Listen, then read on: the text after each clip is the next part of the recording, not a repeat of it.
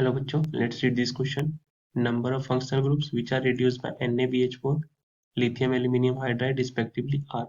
So इस question में बताना है कि गिवन मॉलिक्यूल्स में से कितने ऐसे फंक्शनल ग्रुप हैं जिसे NaBH4 रिड्यूस कर पाएगा और कितने ऐसे मॉलिक्यूल जिसे लिथियम एल्यूमिनियम हाइड्राइड रिड्यूस कर पाएगा.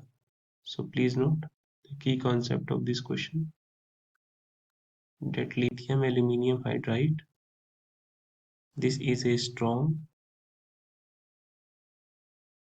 reducing agent and is used to reduce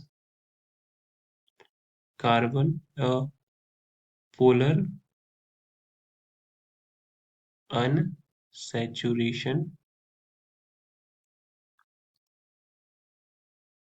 bond.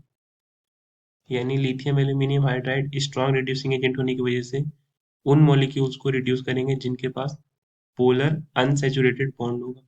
और generally lithium aluminium hydride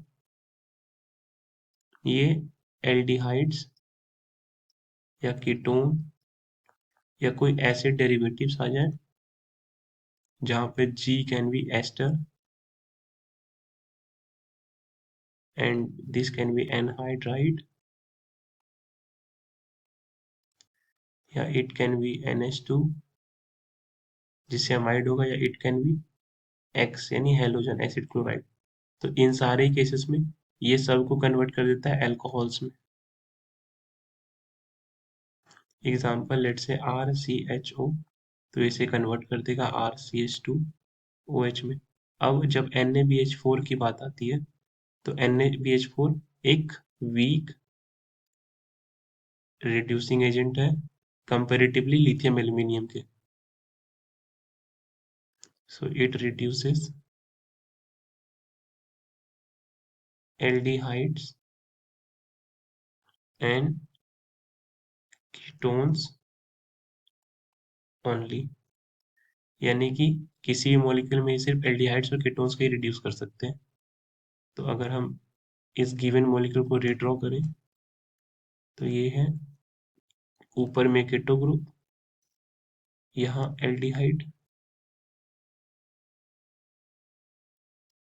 and then Easter.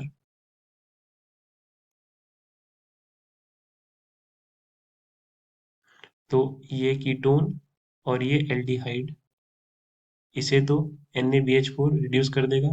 तो NaBH4 दो फंक्शनल ग्रुप को रिड्यूस करेगा, जबकि लिथियम एल्यूमिनियम हाइड्राइड तीनों को ही कर देगा.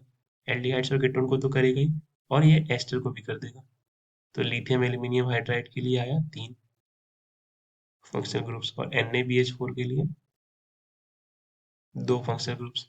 And this set of answers matches with option B of this question. I hope आपको ये कॉन्सेप्ट समझ आया स्टूडेंट्स. Thank you.